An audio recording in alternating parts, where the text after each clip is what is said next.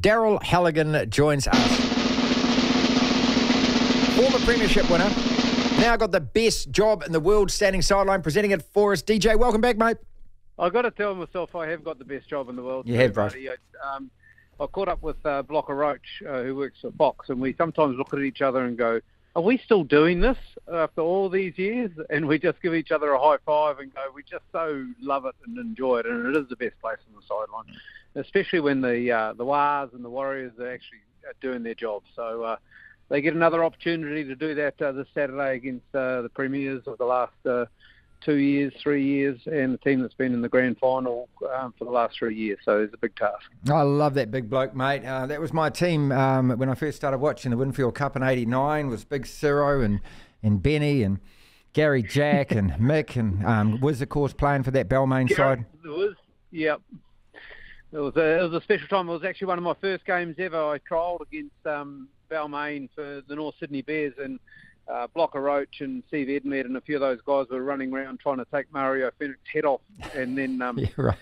I actually scored a try, and Blocker gave me one on the chops afterwards, and he actually told me to head back to rugby union in a really nice way. You know what I mean? Yeah. And I told him in another nice way that he'd been spending too much time in the fridge. But anyway, that's how it was back in the day. It is, yeah. So yeah. You know, you've played in these final series, and you know what changes happen when you get to this part of the season. So for the Warriors, haven't been in these finals for a few years. A number of players have, though. What are the most fundamental differences that we're going to notice this weekend when it comes to the 4 games that we're about to watch? I think it's your key playmakers and their plays. So in particular for this Warriors versus Panthers game, I mean, having Jerome Luai not there on the left for the Panthers puts a little bit of a hole in them. And Jack Cogger, even though he's filled in nicely, he just doesn't have the footwork that Jerome Luai has. He's also a little bit of a target for them, hopefully, in defence. The Warriors can go at Cogger and try and get some pay there. But also, you know, likewise, Luke Metcalf's out for us. And so to have Daryl Martin play a 480 last week, and he plays his own game, but if he can be somewhere close when Whanua Blake or Tohu Harris get onto Cogger at the right time, then he can be really dangerous for us, Daryl Martin. These finals are about loading up on a couple of players where you think you're really going to get some payday in your attack. And then obviously, you know, defensive systems need to be on red alert as well and be working well. But for the Warriors, I've got a bit of a thought that's where they're going to go. And, shining light could be our Daryl Martin back in the fold now. Daryl, if I have a fear, it's scoring enough points against Penrith. People always look at this Penrith side and they think, oh, they're a brilliant side and they do this, they do that with the ball. It's their defence as well, mate. I mean, you work it out on an average. What do they concede? 12, 14 points a game? Something insane like that. It's just ridiculous. You've got to try and put 20 on them. How do we do that? Yeah, well, you're right in terms of looking at points and scoring points. But the reason why Penrith don't have a lot of points scored against them is they don't make many mistakes in attack. And so they don't hand the ball to you to actually come down their end of the field and attack for long periods of time. So, it's a bit of a double-edged sword, I guess. They haven't started that well in 3 of their last 4 games, particularly the one against Parramatta 2 weeks ago. And that's sort of been would probably be a little bit of a concern for Ivan and the coaching staff out there is about their starts. It's about where the ball is in the field of play and who's got a hold of it. So if we've got the ball down there into the football field, we'll score some points. Don't worry about that. We've seen it all year. And yes, they're defensively sound and solid, but we can outstrip numbers. The guys have been doing it. But likewise, if they're at our end of the field for most of it, then we're going to be in trouble as well. So, that's basically how it will go. But it's really exciting. I mean, we've got some guys that have been rested. They rested their players, Penrith, like 2 or 3 weeks ago in different blocks, knowing that they were coming to this end of the field. They get a really dangerous outside back, and Tago back. He actually played this last weekend, but he's world class. So he comes back into the fold, which will probably see someone like Peachy move to the bench and that. But they're nearly outside of Jerome Luai at Bull Street. It's such a difficult game, and I mean, it's exciting. I don't is. think it's difficult at all. It's really exciting. I'm pumped already. I mean, I know we've got a few more days and nights sweet before we get there, but it's just a really exciting period to be in. And with the luxury of, hey, go flat out. For some reason, we don't get through. We get another chance next week. You know what I mean? It's like you just go hard. That's where it's going.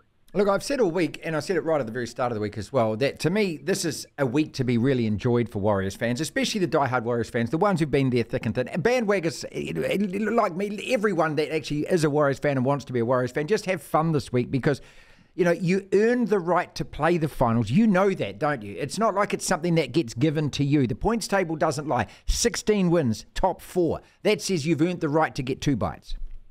If we put ourselves in the category of being fans, which we are, that's all we are, okay, how enjoyable has it been every week?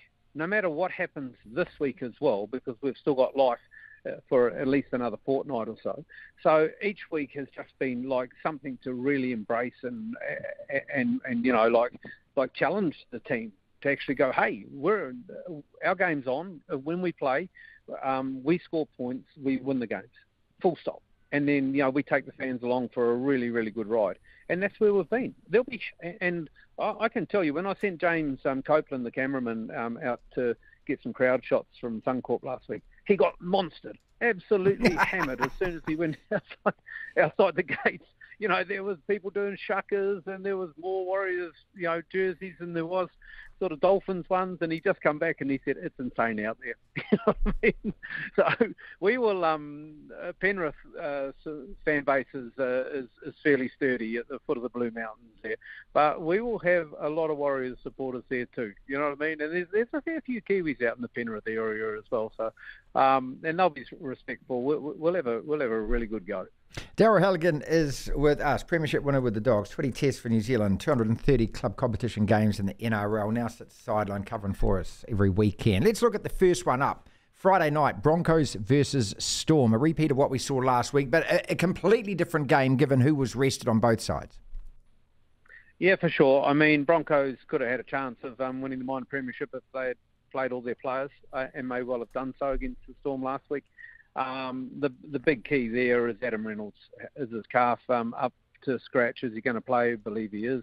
He was at the captain's call yesterday, so they wouldn't have sent him to the captain's call here in Sydney if he wasn't or couldn't fly and all that sort of stuff that affects different muscle injuries. But he'll play, so he's a big in for the Broncos. Still an unknown Broncos side, really. Reece Walsh at the back adds so much excitement and unpredictability for them and some of the skill sets that he has. But if there's one smoky in the finals that a team that's been sort of ticking away a little bit out of the spotlight, a bit like the Warriors do sometimes in years, it's the Melbourne Storm this year. So Pappenhausen back is a real major. The halves pairing of Munster and also Jerome Hughes haven't really played a lot of football together in the last month. Melbourne coach sides, I reckon they're the sort of smoky of the 8 who have been a little bit unheralded. So, so good match. I'm actually going Melbourne again. Melbourne seem to play a style of football that, they know how to get it done, don't they? Outside of Penrith, they've been the best. Well, they have been the best team over the last 10 years in the competition, but over the last 5, you'd have to say that we'll hand that to Penrith now. But, so for mine, I've got Melbourne as a real difficult team to beat, as they always are, but in the semi in particular, for this premiership.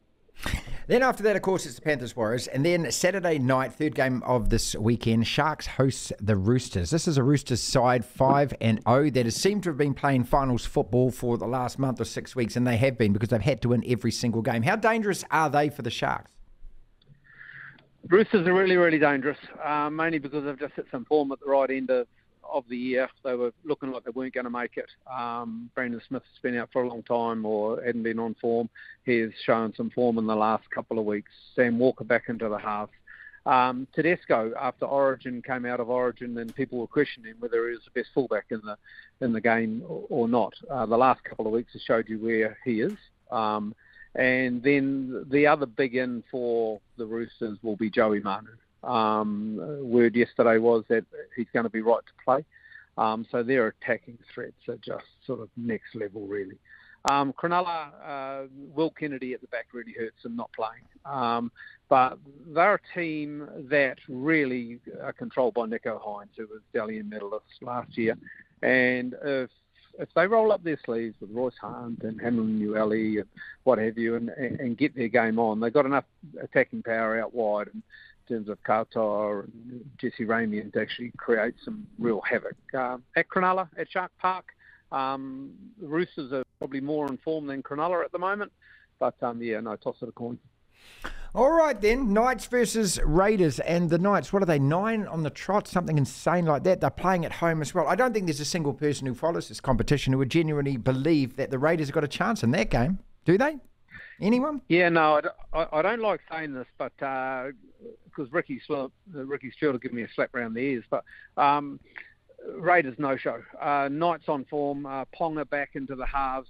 I think Jackson Hastings also coming back into the fold as well, so they strengthen up there. I think if you take Ponga out of the Knights side, which he didn't play last week, that pretty much puts an end to their campaign in final series, but I believe he'll be back. He'll be a target as well, but the Knights are running to the red-hot form. I think they were sort of 8 in a row or something like that after Adam O'Brien's coaching tenure had been questioned halfway through the year, and now they're firing. It's also at Newcastle as well, so for mine, the Knights, then we'll send them all back off to the coalfields. Let's go back to the Warriors then, mate. And I just want to, touch base again with your comments about what a fantastic season it has been, and just to really relax and enjoy this week. When you're playing finals football and that, is it game by game? Do you look further ahead than this particular one, or does it build its own momentum? What can you remember from it all? You don't look any further ahead, obviously, than the next one. But, Marty, the biggest games I've found in the final series is grand final qualifiers. I mean, the grand final is a big game on its own, but it comes and goes, and you sort of navigate your way through it. And sometimes at the end of it, you come up with a medal, which is what you play for. I know there's a bit more to it than that. But grand final qualifiers can be the most trickiest games, probably the hardest games of the year. So getting to that point of the competition is a real achievement.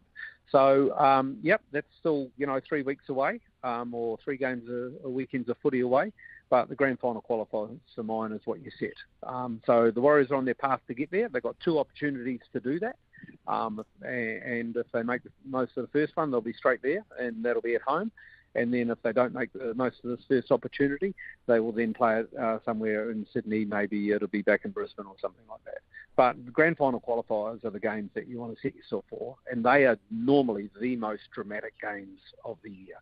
So that's, this is a little bit ahead of ourselves. But if we get there, then holy smoke, the place will, the roof will come off. Daryl Halligan is with us. A couple more quick questions there. And just in terms of the pace of these games, I remember watching the finals last year, and I remember saying that, and I said it on air, I said I was glad the Warriors weren't in this because we're not up to that level. The way that the team played last year, we would have just got slaughtered in those games.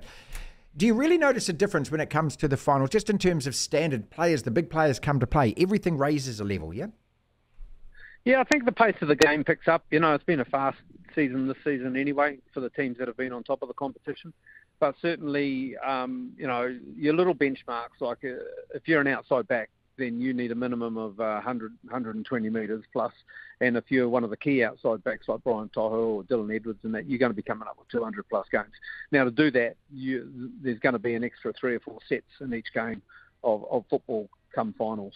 And so, we're fit enough, the Warriors, and we're fast enough as well. There could have been a question on pace earlier in the year, but the way Dallin's running, also Marcelo, even Adam Pompey had a really good running game last week against the Broncos up in Brisbane against Redcliffe.